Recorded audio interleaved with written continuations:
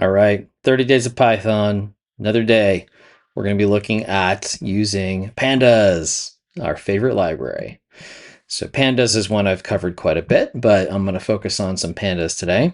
I asked ChatGPT to help me come up with an idea for this one, and we're going to be pulling down a public data set. So this is going to be using the state of Oklahoma General Ledger Open Data Set. I haven't even tried this yet, but this will be fun.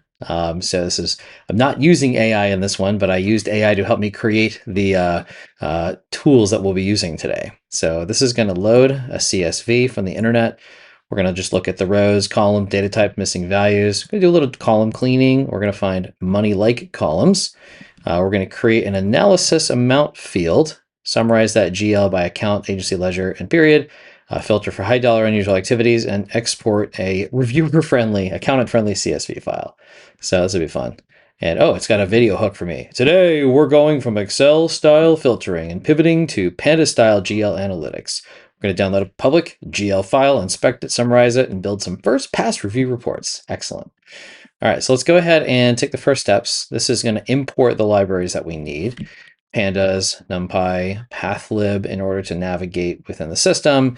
And then this is going to print the Pandas version to confirm we've completed. There we have it. So now it's going to point it to the public GL. So this is kind of cool if this works. So what it's going to do is it's going to grab, looks like 250,000 records from the CSV file. And let's see how long it takes. And oh, it didn't like it. So let's see if we can debug. I will use AI to help debug because that's always fun. And let's see, explain error.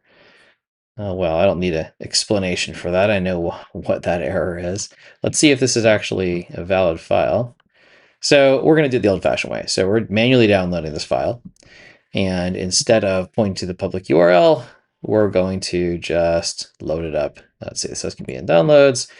Let's open, here we go, in files. We're going to upload a file.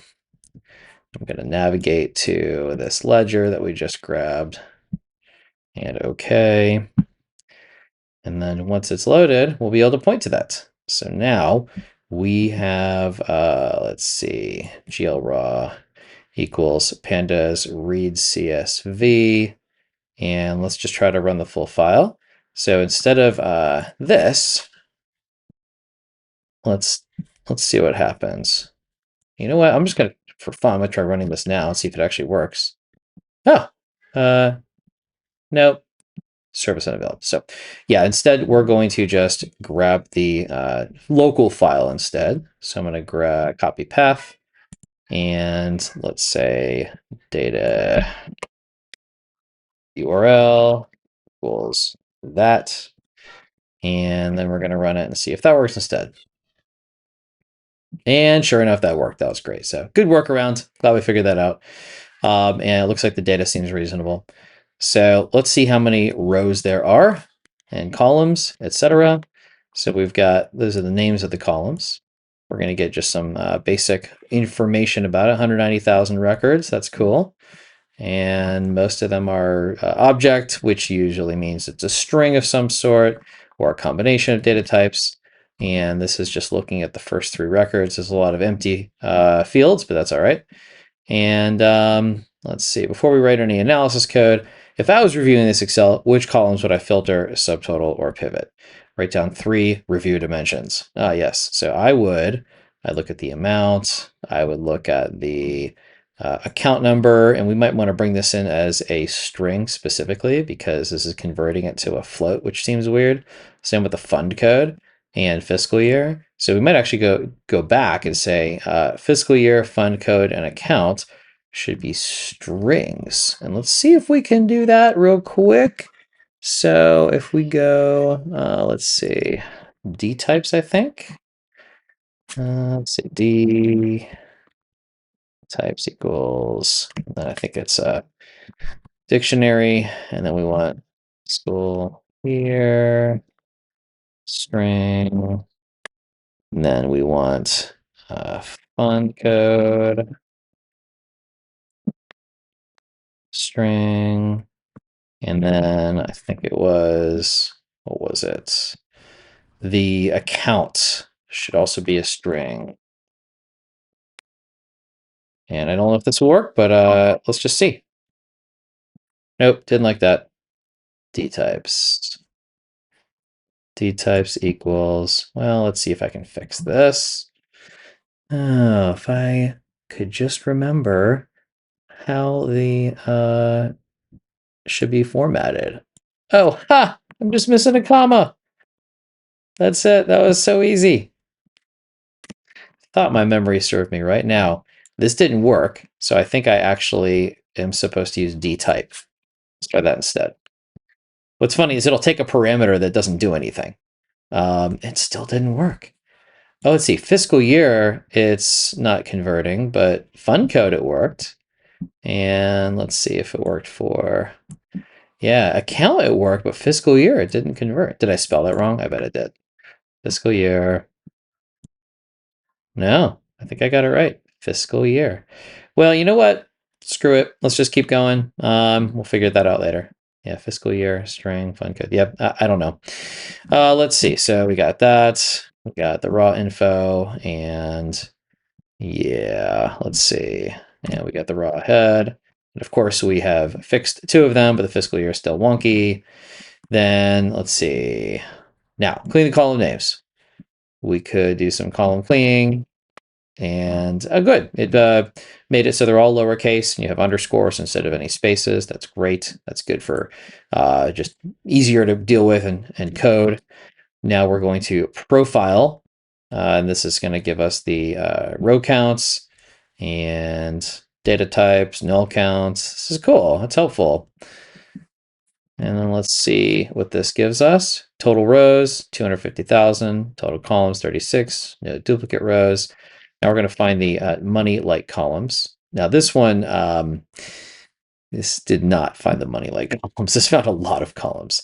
The money-like columns, when just looking at the actual data here, should really be posted total amount. So it kind of dropped the ball on that one. And then sometimes it's just easier to visualize it, just, look at it, basically.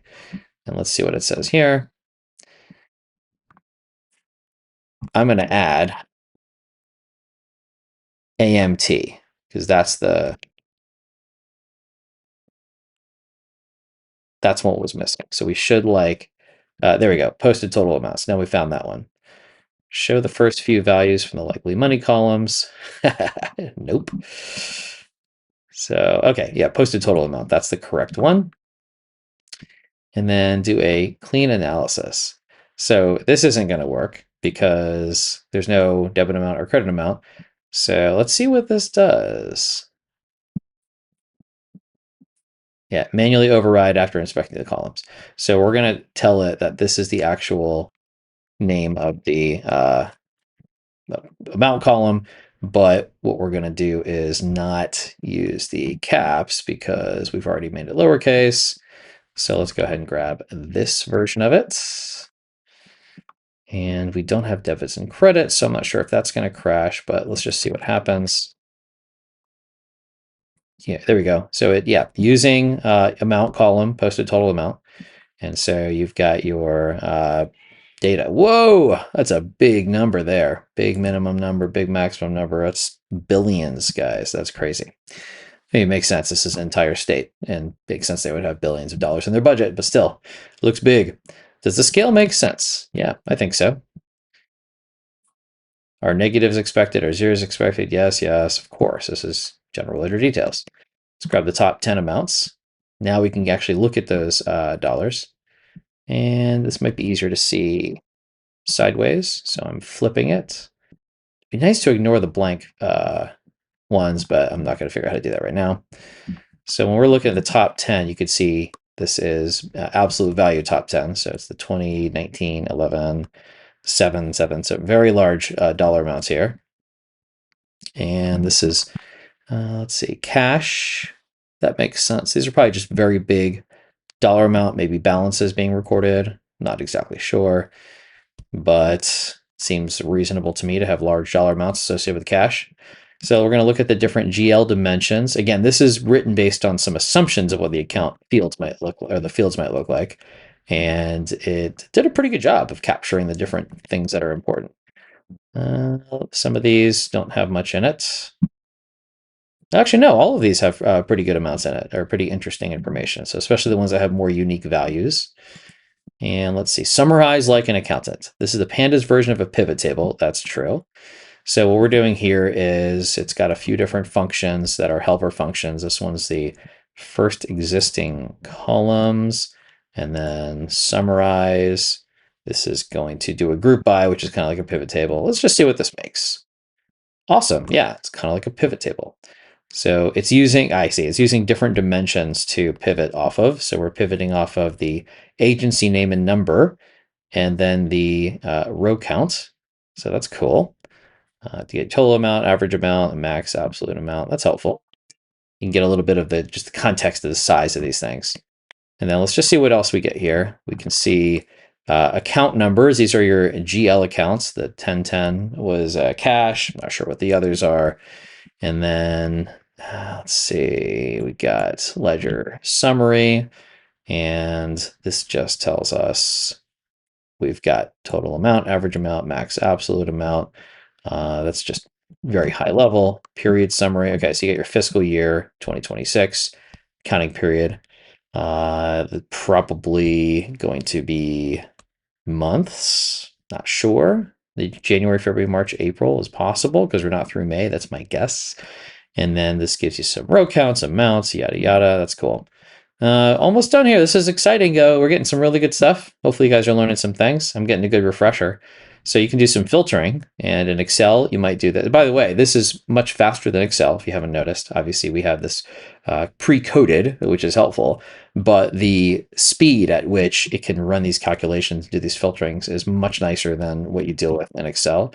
And also, if you do any kind of analysis of a structured data set like this that have the same field names every time, you can apply the same set of code to a new file with those same fields, and it automatically will be able to just run and provide you with the different, updated values based on the updated file. So it's really automating while you're going, which is really cool.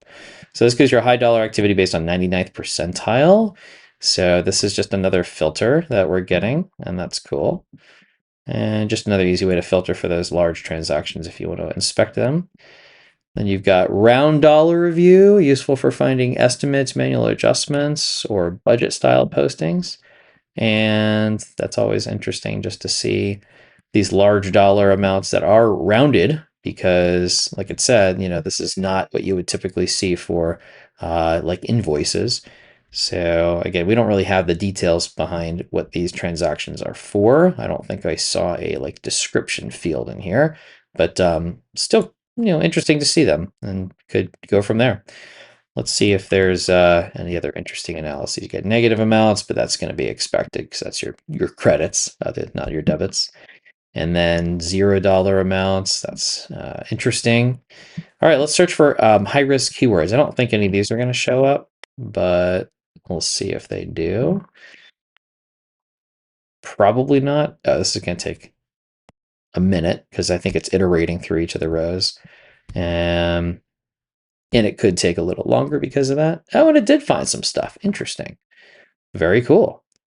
So again, we don't really have too much information, and it might have just found them because it just happened to have the keyword inside something. Let's see what those keywords were. It was looking for suspense, adjust, adjustment, probably adjust. Adjustment is not that exciting. And where's the adjust? Not sure. Anyways, still cool. Helpful to find flags, and much more useful if you have a description field or some categories of things that you're trying to find. Then we can build an exception file, whatever this is. This is building us a file that has, all the things we're looking for. Cool. So kind of like a report for the things to review if you only want to look at the things that are flagged for high dollar, round dollar, negative amount, zero amount, risk keywords, which is pretty awesome. And then output, you can get it into a directory. And you've got these different summary files now that we can go and do anything we want with.